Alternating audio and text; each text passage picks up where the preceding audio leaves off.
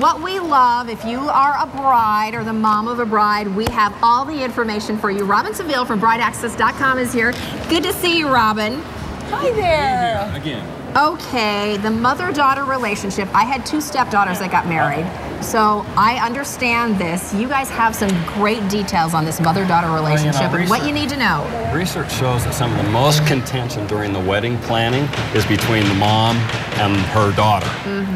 And it's understandable, whether it's conscious or unconscious, the dynamics of the family are changing, the relationships are changing, new relationships are starting, and mom may not even be thinking about it, but she might be a little sad that the daughter is leaving and actually going to be with somebody else. And so it is a major challenge that sometimes they don't even realize that they're feeling or going through. Another big thing is sometimes mom is trying to have the wedding she never had, but have it through her daughter. It's the dress you didn't get, the location that you wanted, you want for your daughter, and that may not be what she wants. Maybe funds were tight when mom got married and didn't have a big budget, and she's trying to have the wedding she never had. One of your tips is to think about being in the other person's shoes. Like, think about being the daughter, think about being the mother. Yeah, and then I think you can understand a little bit more the perspective the other person is coming from. If the bride realizes that mom probably has her best interest it's her daughter. She wants to have a wonderful event, a wonderful day for her daughter. And if the mom realizes that her daughter is not a little girl anymore, she's a grown woman and she's starting a new life, a new adventure with somebody else. And if they come to the meeting on that, they'll probably get a lot more accomplished and there won't be bitter feelings or heartache at the end. Another thing is if mom really insists on being involved and planning the wedding and wanting to be and almost overtaking it all, the bride probably should find a compromise in there. Decide the things that are really important to you as the bride,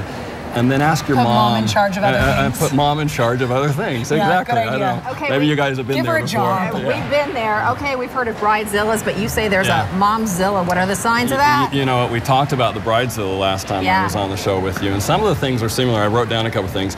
Do you spend every waking moment working on the wedding if you're the mom? Do you have to have the last word? Your daughter wants to do it a certain way, but no, mom has to have it her way.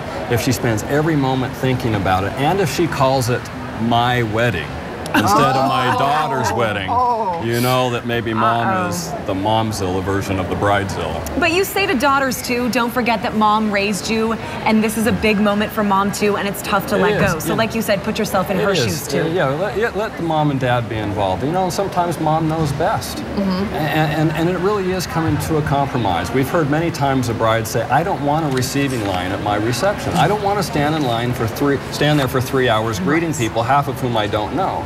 But if mom really wants that because it's family and friends and business associates coming to the wedding, then maybe have a receiving line for 1 hour. And then the rest of the time, just be with your friends. Can I ask you that while we're talking about that? What's popular? What do you see the trend with that doing right now?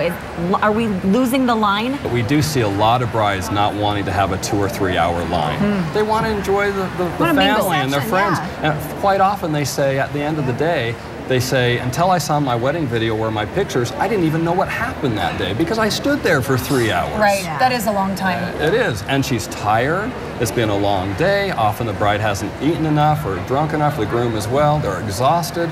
It's nice to have a line for an hour if that's what they want to do, but then mingle with your guests, and we're seeing a lot of brides wanting to do that. You can get more information from you, and I love this because he's seen this. He knows. You are an expert in this because you've seen so many moms, and I know daughters go through this. How do people get more information on Bride Access? Certainly just go to our website, brideaccess.com. Of course, we have our weekly TV show right here on ABC4 on Sunday mornings at 9:30 a.m. And you can find great information on the show, great information on the website. We're actually going to post a lot of the things that we just talked about today on our blog. So moms need to read all that. Yes, they do. Don't be a Momzilla. Robin, don't be a Momzilla. I took my shoes off a half hour into the wedding. I was in one of those lines. So I had to lose the shoes. Thanks, Robin. Up next, everybody, we are showing off a cool, brand new scrapbooking product. We'll be right back. And coming up later on Good Things Utah, he is Bon Jovi's bass player, and he is joining us here at the Scrapbook Expo. Stick around to find out why.